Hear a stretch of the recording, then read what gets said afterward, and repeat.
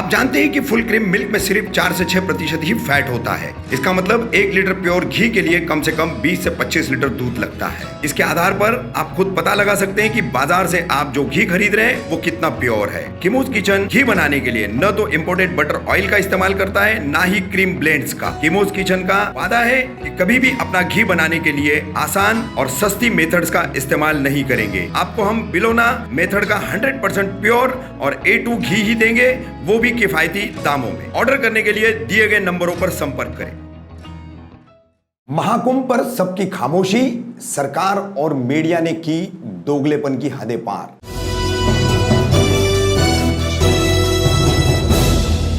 कामदार हिंदुस्तानी reporter में आपका स्वागत है। आज हम आपके साथ चर्चा करेंगे जो आज पूरी दुनिया में चर्चा का विषय मुख्य रूप से बना हुआ है। जी हां, 2020 के मार्च में जब भारत में कोरोना की शुरुआत हो रही, चंद ही कुछ 400-500 मरीज पाए गए थे।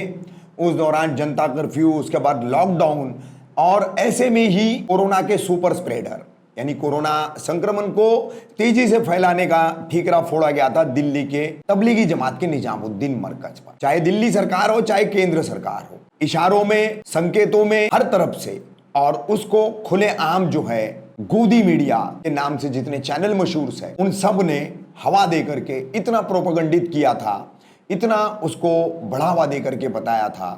जबकि आज 2021 में फिर से हम अप्रैल माह में हैं और मार्च से पूरे भारत के कई राज्यों में कोरोना की स्थिति बढ़ती चली जा रही है, हालात खराब होते जा रहे हैं। अब अप्रैल में तो भयावह स्थिति है। खुद प्रधान सेवक नरेंद्र मोदी के गुजरात में क्या हो रहा है, किस तरीके से गांव के बाहर, सूरत शहर के बाहर अंतिम संस्कार के लिए बड़ा मैदान जो है वो कन्वर्ट करना पड़ रहा है। अहमदाबाद में एम्बुलेंस में मरीज भर करके कतारें लगी हुई हैं, लाशें ले जाने के लिए ट्रकों का, पिकअप का इस्तेमाल किया जा रहा है। ऑक्सीजन की कमी है। आज भारत के जितने भी राज्यों में कोरोना तेजी से फैल रहा है। आपको बता दें, 14 अप्रैल का शाम का जो अपडेट था, समूचे भारत में 1,64,000 नए कोरोना के मरीज पाए गए, सिर्फ इकलौते एक दिन में। तो उस वक्त 2020 में कैसे कोरोना का सुपर स्प्रेड हो रहा था, किसके जरिए, और आज 2021 अप्रैल में कोरोना का स्प्रेड जो हो रहा है, सुपर स्प्रेड, वो क्यों हो रहा है। मगर केंद्र की सरकार हो, उत्तराखंड की राज्य सरकार हो, वो तबलीग जमात निजामुद्दीन मरकज की तरह अब महाकुंभ के ऊपर ठीकरा नहीं फोड़ेंगे। उत्तराखंड हरिद्वार में पिछले कुछ दिनों से महाकुंभ का आयोजन किया जा रहा है। 30 लाख लोग इसमें शामिल हो रहे हैं। 30 लाख लोग। अब तक 2 शाही स्नान हो चुके हैं। आईजी संजय गुंजियाल, इनका कहना है कि यहां पर कोविड गाइडलाइंस की अगर बात करने जाएंगे तो स्टैम्पेड हो जाएगा, यानी भगदड़ मच जाएगी और लोगों की जाने जा सकती है।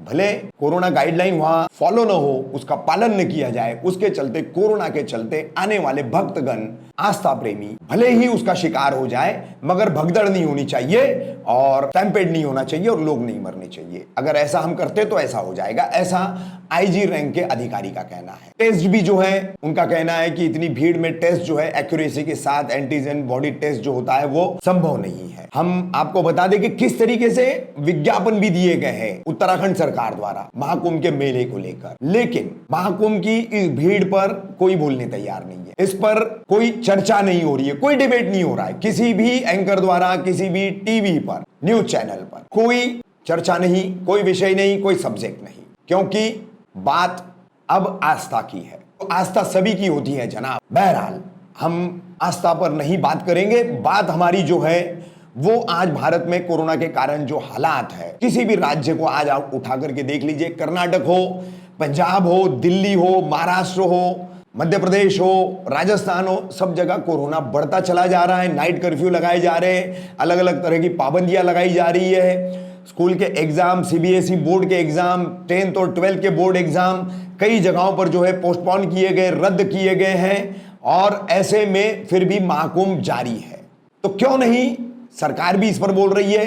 राज्य सरकार, अब उत्तराखंड की राज्य सरकार की बात करें, तीरथ सिंह रावत जो मुख्यमंत्री है उत्तराखंड के, वो कह रहे हैं कि तबलीगी जमात मरकज का मामला और महाकुंभ का मामला, इसकी तुलना करना गलत होगा, ठीक नहीं होगा, ये अलग बात है। उस वक्त क्या कहा जा रहा था, कोरोना फैलाने वाले इन लोगों को आतंकी समझा जाए और इनके साथ आतंकियों जैसा व्यवहार किया जाए।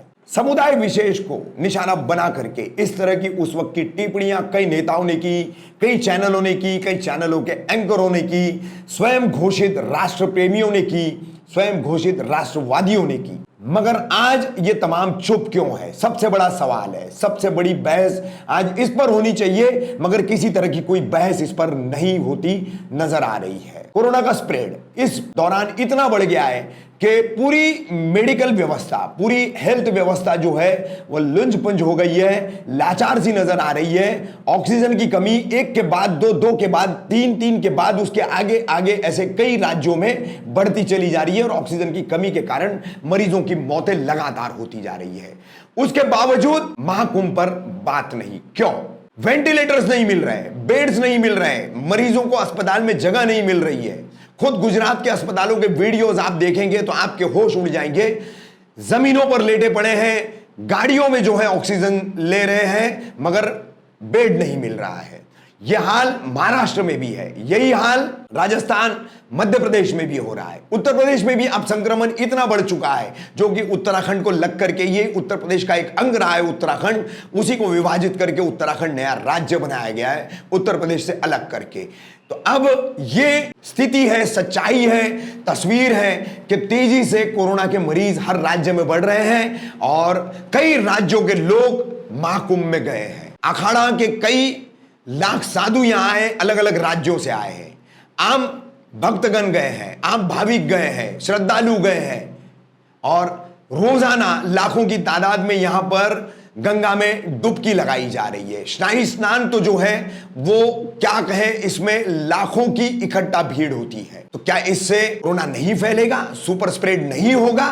कौन देगा इसका जवाब? कौन इस पर बात करेगा? ऐसे कई सारे सवाल आज भारतीय जनमानस में घूम रहे हैं, जो इस हालात में राष्ट्रहित की सोच रहे हैं, वो जरूर ये सवाल उठा रहे हैं, मगर राष्ट्रहित से बढ़कर जिन्हें अपनी विचारधारा से प्यार है, जिन्हें एक विशिष्ट विचारधारा पूरे भारतीय जनमानस पर थोपनी है, वो अब भी जो है इस पर एक बात करने तैयार नहीं है, एक शब्द उच्चारने के लिए तैयार नहीं है। बहस जारी है। महाकुंभ पर क्यों है खामोशी? सरकार और मीडिया के इस दोगलेपन की हद को क्या कहा जाए और कहां तक जो है ये चुप्पी अब ये लोग साधे रहेंगे? क्योंकि इस बहस को होना इसलिए जरूरी है, हम आपको बता दें। एक तरफ पत्रकार, महाराष्ट्र के अति वरिष्ठ पत्रकार हैं, सामना के संपादक संजय राउत और शिवसेना के राज्यसभा के सांसद, ये पिछले 2 से 3 दिन से लगातार कह रहे हैं कि कुंभ के लोग जो है वो कोरोना के सुपर स्प्रेडर साबित हो सकते हैं। वो आशंका जता रहे, वो चेता रहे प्रशासन को, केंद्र सरकार को,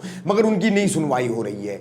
दूसरी तरफ आपको बता दें कि पिछले 48 घंटों में हरिद्वार की अगर स्थिति को हम देखें तो हरिद्वार में अब तक लगभग 1000 से 1100 लोग कोरोना संक्रमित पाए जा चुके हैं, पॉजिटिव पाए जा चुके हैं। तो 48 घंटे में अगर 1100 मरीज अगर कोरोना के सामने आ रहे हैं महाकुंभ की हरिद्वार जैसी जगह से, तो आने वाले दिनों में स्थिति कितनी बढ़ सकती है, कितनी तस्वीर जो है वो भयावह और भयानक हो सकती है, इसका आप अंदाजा लगाइए।